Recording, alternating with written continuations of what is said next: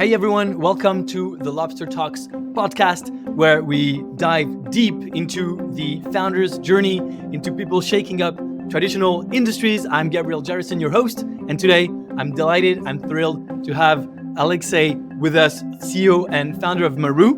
Maroo is bringing some serious innovations to the wedding industry and now even more to the events industry. And so, Alex, thank you so much for being here. Yeah, I'm excited to be here, Gabriel, and it's great to connect with you. Awesome. So let's start, as I usually like to do, if that's okay, with a little bit of a backstory. Tell us about you. Tell us about your career before Maroo, if you want. If you think that's relevant, I probably think it is. And what led you to starting Maroo? Yeah, absolutely. So I have a finance background. So I spent, I think, around 9 years in corporate careers right after university in Procter & Gamble and General Electric Company. Had a chance to live and work between China, UK, France, and we lived and worked in 17 states in the US. My son was in 9 daycares in the US while we were just moving around, so it was fun part of our lives. And then after that, we moved back to France, to Paris, where I worked at GE Healthcare. And from there, Revolut, it was, I think, end of 2018. Revolut hired me to start building their corporate finance department, financial planning. And over time, I was working on cost control, budget management, and things like that. So it was a really cool time because when I joined Revolut, we had like 3 million clients. I saw just yesterday, it was the news about 40. So it's a pretty cool, change to see in the company. I spent quite a lot of time and effort. So in terms of my role and responsibilities in Revolut, it was financial planning analysis, and I was also part of the core team raising Series D back in 2020. And then, as we all know, pandemic hit. So I was kind of reassessing all my life choices and what I want to do in my life. And Revolut was a really good moment for me because it was this really kind of good example of how startups are being built. Because as I mentioned, I worked in corporate before. Had 2 kids at that time, so I was always kind of really want to do something myself, but always scared to. And Revolut was a really good example that showed like, hey, this is how you actually should do it. And I was surrounded by really cool people, like very motivated and entrepreneurial. And in August 2020, I left the company and started Maroo. And the company, like, I started it basically on the following premise. I overheard conversation of my spouse chatting with her friend about the wedding she just had in New York. And I was like, that's an interesting industry that I'd never even thought about. And at that time, the original idea of Maroo was a buy now pay later product, so wedding financing, because in the US, almost 75% of couples go into debt in order to pay for the wedding. It's a pretty expensive event. Crazy. So it's about, on average, again, it's about $50,000. So it's a annual salary of individual. And we thought we can offer better ways or better payment options for people. So we structured the product in exactly the same way like Klarna or Affirm were doing this, when we partnered with a vendor who then offered Maroo as one of the payment options. And the couple had a chance to split the payments on the monthly installments while we paid the vendor full amount less, some discount. So that's how Maroo started. And again, it was 2020. And yeah, I mean, I was immediately interested to join YC. It was like always, I don't know, some kind of like a dream, I guess, to be there. Because yeah, it's I don't want to use the word elitist. It's not the right word. It's very hard to get there, and there is a reason for that. And I usually, like, when I see something like, hey, you can't do that, or it's hard to get there, I usually like, watch me. And that's what, like, another aspect that really triggered my interest to apply. I did 2 applications in YC. One, I was declined, so my first one, and I was pretty happy that they declined me, because it was like literally a late application made like in, I don't know, I've completed the details in like maybe an hour or so, like not much thought, not much preparation, things like that. So I was really happy they declined. But then after they did this, I found that YC had this startup school resource, which is ultimately free YC content that we go through during the actual batch. And I was like, okay, fine. So I started doing those weekly exercises, I think for about 20 weeks or so. And by that time, I felt I was in a much better place to reapply. And it was early application process for summer 21 batch. And that's when, I applied and, we were accepted. Congrats. That's really cool. Thanks. I really, what I got from your story that I think is extremely interesting, it's actually the case in the previous episode that I taped with another YC founder. What I'm hearing is 2020, 2021, BNPL was a thing. And then you discover the wedding industry and it's super expensive, but BNPL doesn't apply there because it's independent vendors. And so you're thinking of basically the convergence of two things. One, BNPL, and more people are using it, love it. And two, weddings that are more and more expensive. And if you join the two, boom, you get Maroo, you get an exciting business. It's never been done before. And that's something super interesting, I think, for people to understand. Everyone right now is talking about AI. We can just say, it. AI in itself doesn't necessarily make a great business. But if you think of, okay, there's AI and now there's this industry, this something that would really, really benefit from AI, and you actually mix the two. So we see a lot of YC companies applying AI to lawyers, to whatever event planning as well, to patents. There's so many of them. And so really the conjunction of two technologies going together is so much stronger, or a technology and an industry, than just people saying, and I see them, you see them as well, say, oh, we just want to build in AI. That's probably not enough. So you went a step further, and Maroo really came out of that. Congratulations. Then you talked about being rejected and applying again to YC. Obviously, another proof that you need to perseverance. You need to do something not for 5 minutes, but to actually do something for quite some time. And it actually paid off. I don't know if you know this, you probably do, but YC really, really loves people applying a second time, a third time, a fourth time. And they ask you now in the application what changed since your last application. So you can really show the progress and what you've done. I have an investment that they got in at the 5th application in YC. Yeah. Yeah, I think there was a quote from, I think, Michael Zibel, when he was saying basically, if they feel intimidated by the amount of progress you've made between two data points, that's the best kind of thing you can do. And actually, like, that's what I optimized for, because again, I applied, I think it was like October 2020. So the idea came in like August, September. I applied in October, and it was literally like nothing, like absolute zero. So just idea on a napkin, basically. And then after when I reapplied for the second time, so we already built a prototype with my friend from Revolut. We already had some like test loans that we processed with some, for folks whom I kind of got in touch and like introduced myself and so on.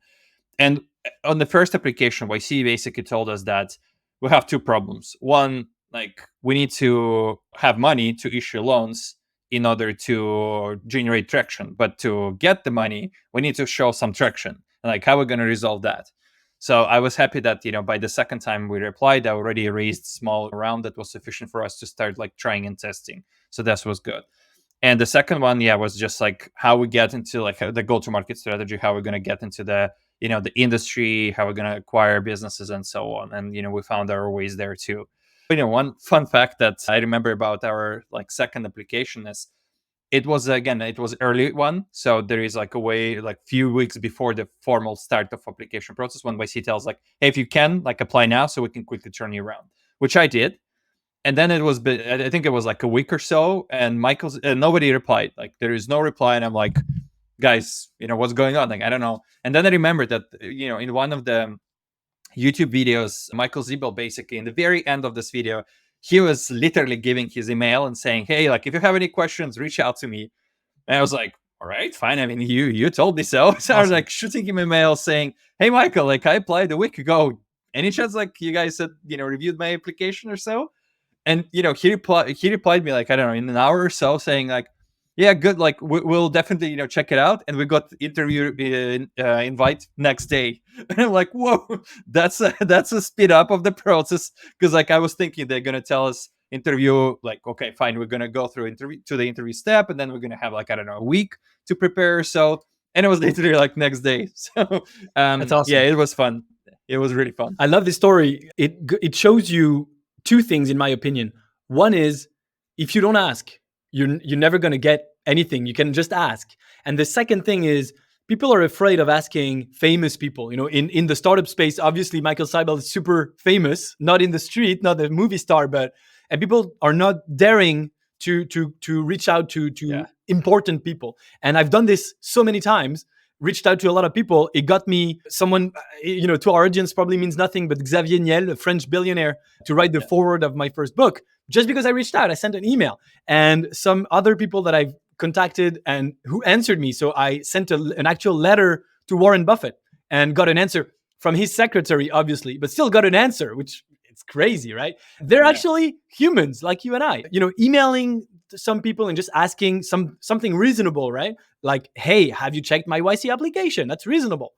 And it works. Yeah. I've actually emailed Michael Seibel before, and he answered me as well. So, well, it depends on, some people never answer, some people often do, but that's a great gem for our listeners. Just email people, even if they're famous, find their email somewhere and just email them. It works. Yeah. I would kind of sum up this kind of point that there is no downside of your asking. Like, I have another example, which I don't want to like share too broadly, but we recently were published on the Times Square and for free. And the reason why we did this is just because at one point I just asked, like, can we have this? It's insane for me that I lived for 3 years with the thought that to get there I need to have X amount of points, or I need to pay hundreds of thousands of dollars, or we need to raise like, a multi-million-dollar like serious whatever round. And in the end, it just cost me like an hour of my work, which I gave back to the person whom I helped. And then in return, I asked, hey, can I get this? And in an hour, he came back and said, yes, like, you got it. And I'm like, what the hell? Like, I would never even, like, this is what it took. So this was learning number one. And learning number two is negotiate like the hell out of everything. Like, as a founder and CEO, you would be surprised how much money you can save to your company if you can just like come to, like, you're being given the price, regardless, whatever, B2B SaaS, like any SaaS, whatever, they're being given a quote at the price. And you can say, and if you tell them, people, like, is there any chance I can get like X price, which is like 50% of that, because I just don't have anything else? You'll be surprised that people will go down and say, no, I can't give you X, but I can give you like 75% of the original price. And you'll be like, like 5 minutes ago, I was just about to say yes, whatever you told me. But like, just always push as a founder and CEO, like push lower, because you will save your company, insane amount of money. That's a great advice. It's actually, I got this advice originally in the 4-Hour Workweek from Tim Ferriss, which is a book that I read rather early. And it's one of the books that impacted me the most in my life. I mean, there's a lot of marketing or a lot of whatever in that book. You shouldn't keep everything, because not everyone wants to work from a beach in Thailand for a few hours per week. But there are a lot of things in that book that are super interesting. And one of them is just this. He said, train to go into a coffee shop, into a bakery, and just ask for $1 off. And people are going to ask you why. You're just like, just because I asked you. And actually, it works. It's insane. You said it costs nothing to just ask, but the upside is that you might not get what you want. You might get what you want. My wife says, you already have the no, so you can just ask for the yes, which is another way of saying it, which I think is great. So that's a great thing. If you want to work with Maroo, but you're too afraid of Alex, just find his email him, reach out. And no one is impossible to reach. I mean, you might reach whatever. I guess the president of the United States is probably off limits, but who knows?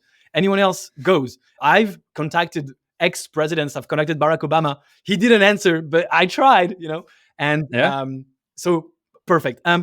Let's go back to Maroo. I mean, this probably is one of the best segment of the show that we just did. It's insane. It's empowering for people. So thank you for that. I'm trying to go back to Maroo a little bit. Yeah. I'd like to tell us a little bit about the beginnings, and in two ways. One is, what were the difficulties? What was really tough at the beginning? What did you have to overcome to actually build Maroo? And then on the other hand, and you can start with one or the other, when was a moment when you thought, oh my God, like this is it. I'm getting traction. I'm getting people, like this is it. It's working. This is what I'm going to dedicate my life for the next few years.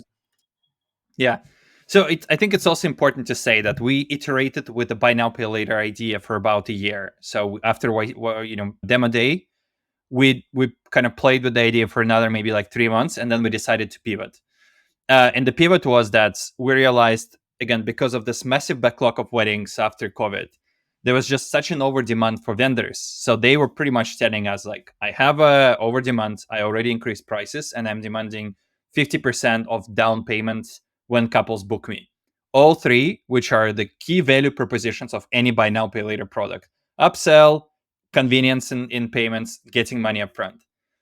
And like for us, we were like, damn, we understand that the market is kind of imbalanced right now because of this backlog. We know that it will go back to the norm. So what can we do in the meantime? And that's when we decided to launch what we called Maroo Payments. It's a convenient invoicing solution for any event business out there in the United States, with a very simple idea of having a seamless way to pass on the processing credit card processing fees onto the clients. So if you're familiar with a company called Plastic, this was the underlying thesis of their product when they came to the merchants and they said, like, use Plastic to acquire cards, but it will be done in such a way that the client actually pays the processing fees. And that's what we did. That's kind of what really resonated with this audience, because we're talking about not like, I don't know, $200 shoes purchase, right? We're talking about $40,000 catering invoice, right? And like adding another 3%, or actually deducting 3% from that amount for the vendor, which are in most of the cases small and medium businesses, it really hurts. Like for a lot of those folks, it's thousands of dollars they were giving up. And what we did is we built it in a very simple way. So when the client gets an invoice on Maroo, when I say client, it's like a couple or anyone who celebrates the events, they being offered a list of different payment methods, and vendors were on the back end. They were able to say for which payment method what are the payment settings. For example, they were saying debit cards, I'm taking on the processing fees. ACH, I'm taking on the processing fees. But for credit cards, I'm passing on the processing fees. So in this example, the couple who received the $1,000 invoice for, let's say, from a photographer A, they open it and they saw the screen which says choose your payment method, and they were able to see if you want to pay with the ACH free, if you pay debit card free, if you pay with a credit card because, for example, you want to get points, it's $1,035. On the back end, what we did, we charged the client $1,035. We paid our portion of it to Stripe, and then we sent $1,000 to the vendor. From the kind of setup perspective, we act as an agent of the payee between two parties, which helped us to kind of put the process on the rails.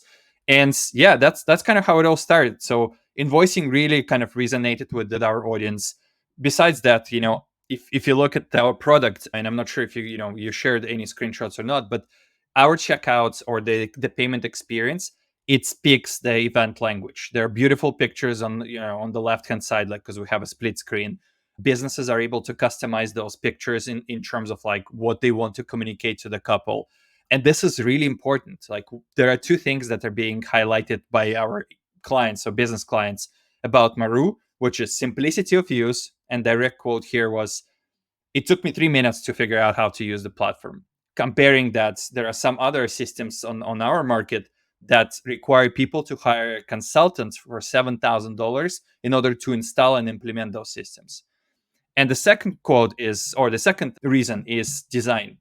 So I'm a finance guy, so I've never thought design can play such a big role in, like, as a differentiator in the product. And of course I was wrong, but you'll be surprised that this is like number one reason that businesses are, during NPS reviews and surveys, are giving us like why they choose Maroo, because payment experience, it's basically the extension of the brand of those vendors. And if we're talking about the business who charges the client for this, I don't know, event or wedding, I don't know, like $50,000, the payment process should be impeccable. Like, it should be absolutely stellar. Shouldn't be any hiccups, and it should look beautiful, and it should translate the brand of this business and the service provider. And that's what Maroo is doing, because our clients are super visual people. They're super creative. It's not like a black and white screen that's a bunch of other solutions out there offer. It's really tailored to the events. And it's actually like a hell of a job for our designers, because that one thing I keep telling them is like, Maroo as a platform should always translate the message of trust, because again, we're moving money. It's like big deal. It's one of the most important days in individuals' lives. But at the same time, it should trigger the emotional kind of component and an emotional reaction that oh wow, like I'm excited to pay for my wedding. Like this is so cool. Or not just wedding, like any event. Yeah. And I think it's also important to highlight the fact about, I'm keep confusing. Like we started as a weddings company, but I think like 6 months in, we saw transactions where like our businesses invoiced New Year parties of like JP Morgan's, KPMG, Twilio, Tesla's of this world. So we were immediately moved to the corporate and social events like bar mitzvahs, anniversaries, birthdays.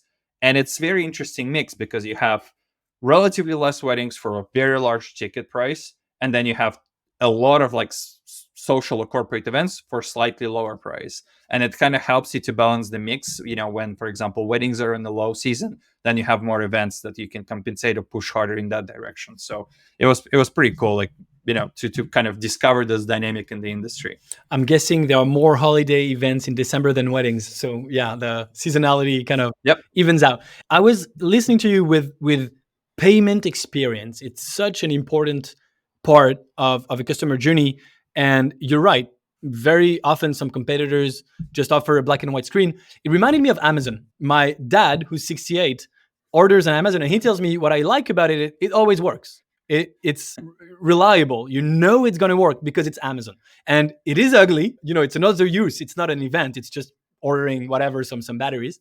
But what he likes about Amazon and what he keeps telling me, it just works. And it's what you said. For you, it needs to be reliable as well and beautiful. Obviously, you're in the event and wedding, Yeah. but overall event space. So it needs to be beautiful. Before being beautiful, I think it needs to be reliable. Those two things are probably equally important. But that's a great, I think it's again a great gem, a great nugget for our listeners, because being an engineer, you're from the financial sector. I also, for a very long time, neglected design. I thought, it works, it's ugly, but that's okay. And I believe I was wrong. You just proved it. Design is important. That's why we have companies like Figma being worth so much, or Canva. It is becoming so easy now with the AI tools, with Canva, with Figma, etc., to have a beautiful design, and with jobbing platforms like Upwork or Fiverr or something, to find a designer on very cheap. So you should never neglect design. And I think also I mentioned that we kind of pivoted from the financing product, so which was purely B2C focused. And then we started offering invoicing, which at that time fully transitioned Maroo into the B2B side of things. So right now, 2 years in, like Maroo is a pure B2B vertical SaaS product where our clientele or our clients or ICP is an event planner, it's a photographer, in any other vendor category who are producing those events.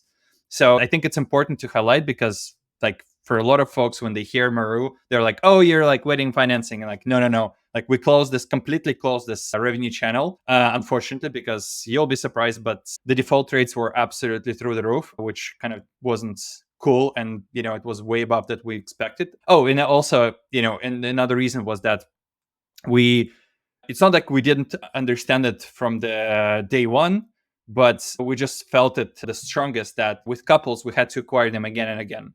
So couples, they have their what's called like perishable product. They have a wedding date and they're gone. So, and you need to find them again. And with businesses, we acquired them once, and right now we're analyzing our 24 months cohort. 85% of businesses are staying with us. Congrats. So, and we spend like once on their acquisition. So that's kind of the biggest difference why we switched into the B2B kind of mode. And as I mentioned, we started with invoicing. I think in a few months we added the payments because we realized the use case when, for example, photographer, they come for the event and they bring second shooter, they bring lighting assistant, and those they transact with it between each other, like on the hey, like you came to help me, so I kind of give you some part of the invoice that I receive from the couple. And before they were using Venmo, they were using Zelle, and so on. Now they're using Maroo, and basically that helped us through this B2B payments motion to bring more and more businesses on the platform. And then we added, kind of as a logical consequence, text integration, like tech support and accounting integrations. We're adding some additional features like electronic contract signature.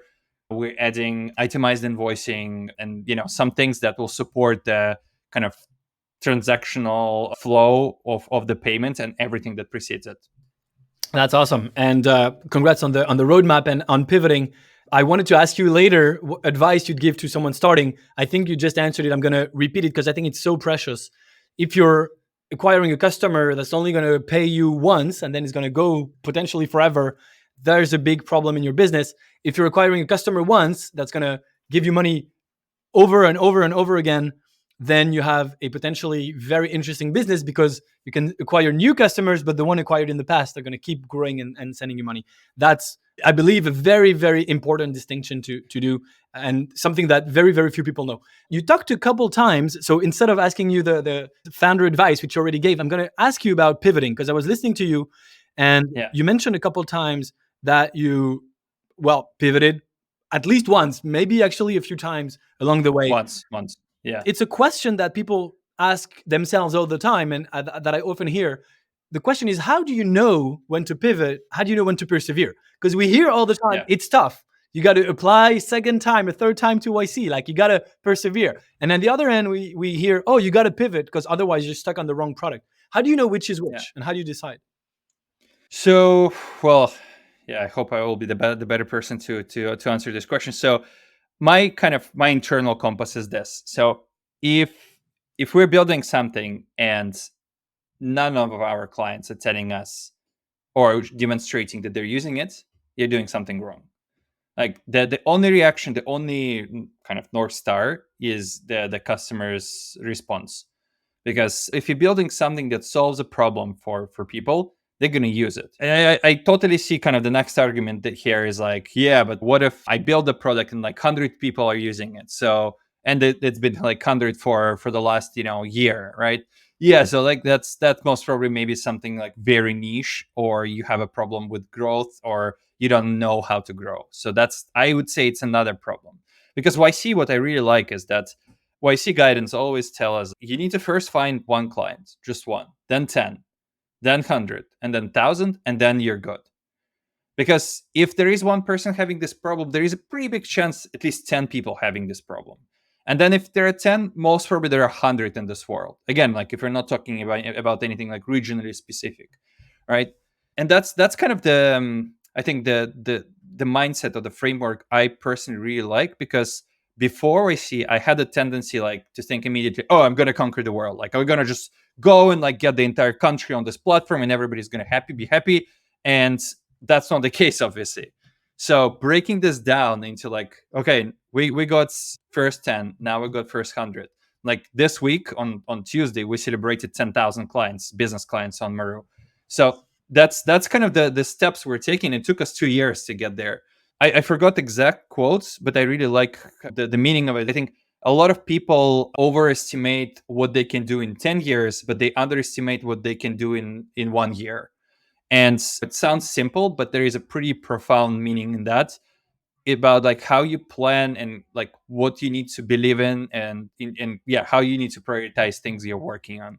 So to answer kind of the original question, like when do you need to think to pivot or not, I would try to feel the clients. Like I would try to see, do they really care about what you're building? There are some, standard tools like NPS scores asking folks like, if this product no longer exists, how would you feel? I mean, yes, that maybe that helps, but I always feel like, especially in the early stages, I feel it's more like a founder's gut feel. Like, do you really believe? Like, first of all, do you really believe in what you're doing? And typically, like, if you're honest with yourself, this belief has a really big reference, or like it acts as a function of what you're hearing from your clients, or what you're seeing like in like their actions and their behaviors. Because I can't imagine if you're doing something and nobody or one person buys it, and that's it, and you're doing this for like, I don't know, 6 months, I think yourself will start questioning like, what I'm doing, does it make sense? And I'm talking about some very simple things like B2B SaaS. I mean, if you're building some robotics, AI kind of humanoid type of robots, of course, you won't have clients maybe immediately on the spot. I'm talking about some basic stuff like, some software that, some other businesses will hopefully use because it helps them. That's interesting. I see now more and more people saying Silicon Valley is going the easy way with the software, and there's no one anymore doing the hard stuff, the robots, the space, etc. It's coming back a little bit with Tesla and their humanoid, and with the space tech, and it is coming back a little bit. But Silicon Valley is criticized. Oh, everybody just wants to build SaaS, make a couple 100 million, sell it for $1 billion, and it's so easy. It's actually not, but people say it's Oh easy. yeah, it's Yeah. honestly like it's insanely hard because you might think the idea is brilliant, but ideas are pretty much worthless. It's all about execution, and in executing the idea, oh, that's hell of a job to do. And I honestly think it's in many cases, it's not in many, it's most of the cases, it's like 99% of your end result. Oh, for sure. Because you can't imagine how many things might go wrong while you're going through the process. Just a recent example, I'm running our customer support, and I got a request from a customer who's like, I'm so tired of paying those like thousands of processing fees, I want to jump on Maroo. And like we started chatting, and like he's so excited, so motivated, and so on. I was like, yes, cool, like we got the person, like I can't wait, like we build APIs, like everything is ready. And then just the person disappears, and like that's it. So it's like you think you have it. Like you clearly see the signals that like the person explains you all the pains that you build the product to solve for, and then they just gone. And how can you factor this? Like you had an idea, you did execution, you build the product, everything is great, but like something happened on their end and you can't forecast it, like you can't expect it. That's why I'm not on the side of like folks who are saying that SaaS is simple. I agree. It's probably simpler, but it's not simple. Probably simpler. Yeah, maybe. But you're right, and you're gonna get ghosted as an entrepreneur for sure. Okay, I'm gonna move on to this section. I like to ask. So, as you know, I only invest in YC companies. Lobster Capital is dedicated to YC companies as well. And on this show, I'm having YC founders as well only. So, I want to ask you. YC has been quite criticized recently with bigger cohorts and accepting startups from abroad, which they've reduced the cohort size, by the way, and are refocusing on the US. But tell me what YC brought you. You've mentioned YC several times today. And so what did it bring you? What do you think is that you got there that you wouldn't have gotten anywhere else? First of all, we were at YC during this one of those remote batches during pandemic. I'm actually very grateful for that time for two reasons. I have a family with two kids, so I would never be able to just move away for 3 months, leave them here, or bring them there. It's just impossible because there are schools, there is like way of life, and I was very glad that I was able to go through Y Combinator remotely. Second thing is I know that a lot of people actually value this a lot, the whole networking part. But I actually really like that, when we had those calls of, Tuesday calls or Thursday calls with partners or with our group or with basically the batch, I was able to just finish the call and go back to work. Like I didn't need to like play this networking game in order to like get in touch with folks and so on. It happened naturally through the conversations, through the organic questions, through like when we actually needed to solve the problem, rather than like I needed to create a FaceTime with my partners so they kind of like I'm on top of their list. I really like the fact that it was actually just studying or like a kind of learning agenda with YC, and then there was execution. That's it, like nothing around it. So for me at least, I like this a lot. I'm sure there will be a lot of people who would say this, the whole networking part is critical and it's actually great, which is, maybe true. So what YC gave us, a couple of things. First of all, the fact that we were accepted to YC, it created like a certain level of credibility. It put the spotlight on us because when I was trying to raise our rounds, communicate my idea to investors or other people or in the ecosystem, the perception was like weddings, meh, like we don't want to be there. And then when we were accepted to YC, people started thinking like maybe there is something in it, and at least they started listening. Like at least we were given an opportunity to explain. We didn't have it before, unfortunately, or it was insanely hard. So from that perspective, I'm grateful to YC forever. Second thing is the YC gave us the certain like guardrails in terms of like this is what you'd rather not do. Like they never tell you what to do, which is cool because like we define our kind of path and journey ourselves. But what I really liked is on Bookface, so it's an internal library of resources on YC. In YC, there are tons of like articles and posts from other companies who did this, like all those things many times. They made all those mistakes, and YC helps a lot to create and structure this learning and this information. So you can, for example, if you want to launch like referral program, there is a place where you can go and you can read how to launch referral program.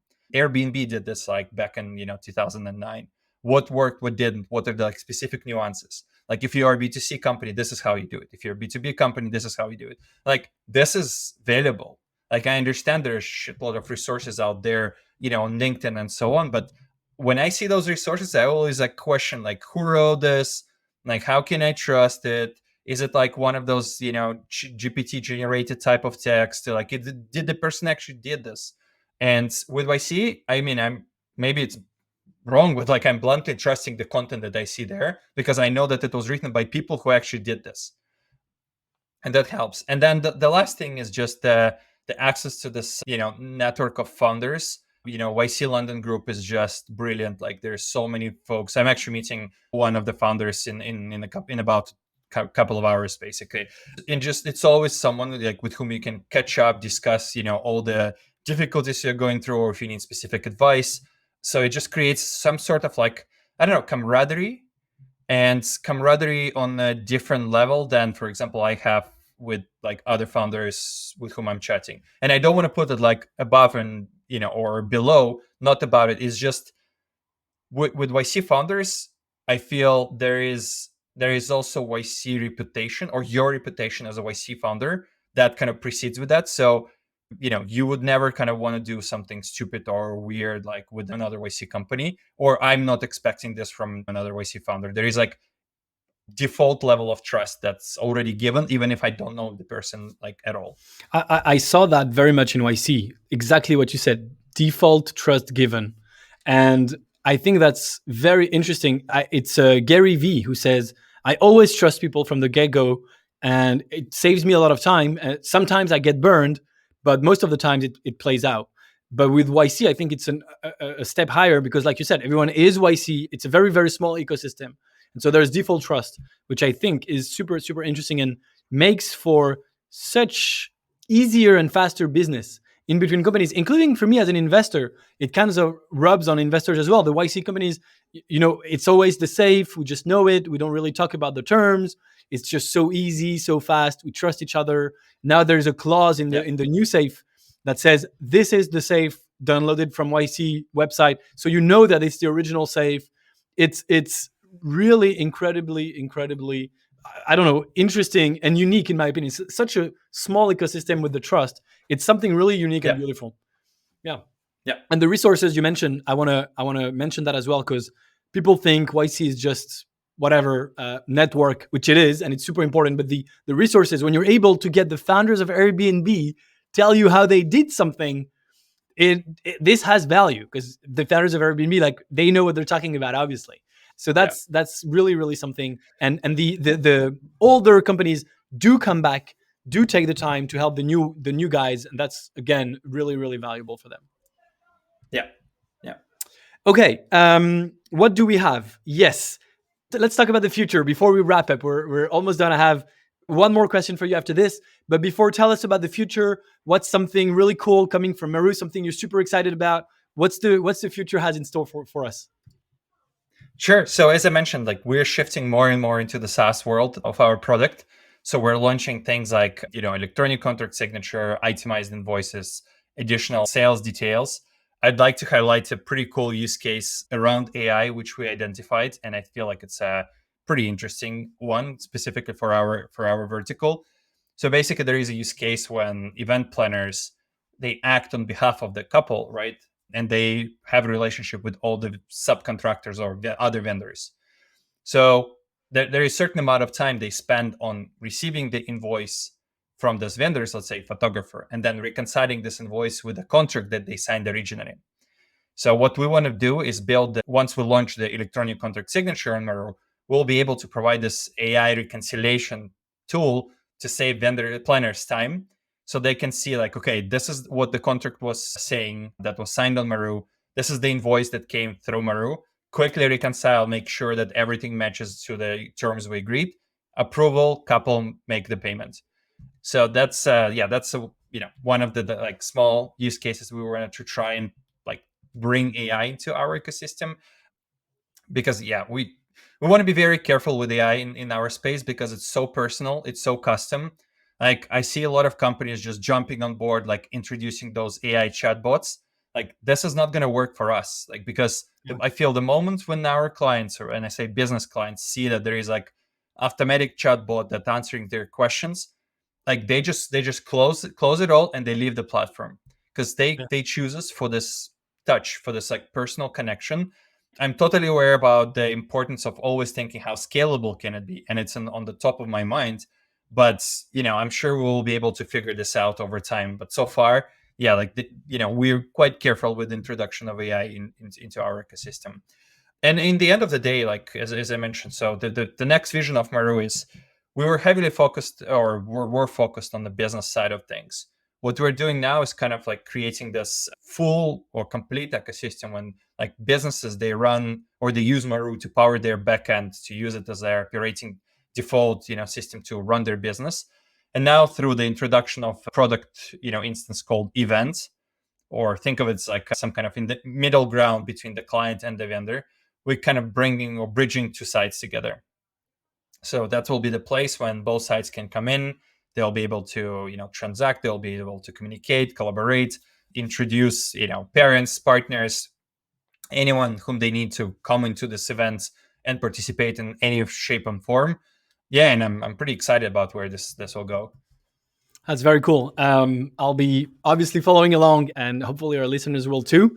You're gonna be able to tell us in a second where they can follow up with you and reach you. But before that, a question I really like to ask is there a quote or some quotes and or a book or some books that really had an impact on your life? I do have several quotes and several books that stayed with me for years and years and years and really helped me in my life as an entrepreneur. So I'd love to hear if there are some that you could recommend us. Yeah, I mean, in terms of having an impact in my life, I would say the book. Like, I need to be careful here because my kids are around. But basically, the book called "The Subtle Art of Not Giving an F." So that's one. That's definitely something that like stuck with me. But the one I'm reading right now is Lenny's newsletter book. He recently published like all the learnings he had. Super valuable thing. Again, I'm a finance guy, so for me, learning about how to think about the product, it's absolutely invaluable, because it helps me to structure my conversations with my PMs, like assess candidates better, really understand like or put myself in the position of our users, and like really feel like or understand how they feel when they go through our processes. So highly recommend those. So I would say those two. And in terms of quotes, I mean, it's again, it's not like a direct quote, but it's like the song from Bon Jovi, "It's My Life." It just is general vibe, because like you need to really like maybe I'm getting older. Like I started realizing that every moment that I spend, like I'm trying to optimize it now, because I turned 36 recently, and you just realize that, hey, you have X amount of years left, and especially active years when you really like fired up to do like another startup or like run your startup and so on. So you need to be very selective in terms of whom you work with. Like, are you really want to like cope with like folks that you were able maybe to cope before, and now like does it really make sense, like to keep this in your life, and what you actually want to achieve? So, and actually YC really helped on that, because their message to all founders was pretty much like that. And I hope for it's going to be okay, but basically they said 90% of you in this batch will fail, but 10% are going to like be super successful. But for the majority of you, know that even if you fail, if you optimize for learning, Yeah. that will be your success. And I think this really stuck with me, because it helps me to realize that even after some really stupid and weird mistakes I'm doing now in Maroo, like I learned from it, and it helps me to go over, because I have a tendency of like overthinking and like kind of thinking how bad I am, or at least I had this before, like how bad I am in terms of like, oh, you made a mistake, what a stupid idiot, like blah blah blah.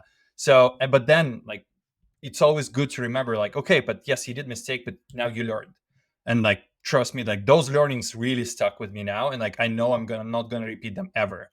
So I think that's like the understanding that you're optimizing for self-learning.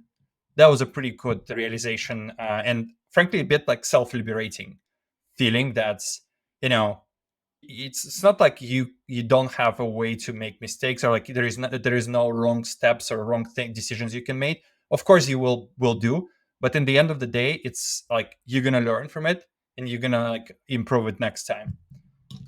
That's awesome. There's a quote like this saying, either you win or you learn. And it's super interesting what you said. There is no way of predicting winning, but in business, you just need to win once. If one time you're right, you're going to make it big. If it's not this time around, you're learning. And so that's perfect. Thank you so much for that, Yeah. Alex. That was, again, another very, very precious gem for our listeners. Before we wrap up, how can our listeners stay in touch with you, find out more about Maroo, about yourself? Sure. So our website is maroo.us. But again, like I don't think a lot of your listeners are wedding vendors. Who knows? Yeah, well, yeah, definitely, who knows. And in terms of staying in touch with me, it's LinkedIn. That's, I'm very quick in response there. Perfect. Thank you so much for joining us today. And to our listeners, thanks for joining us as well. Don't forget to subscribe for more raw conversations like this. And don't forget to rate us and leave a review on your favorite podcast platform. Until next time on the Lobster Talks, stay bold, stay curious.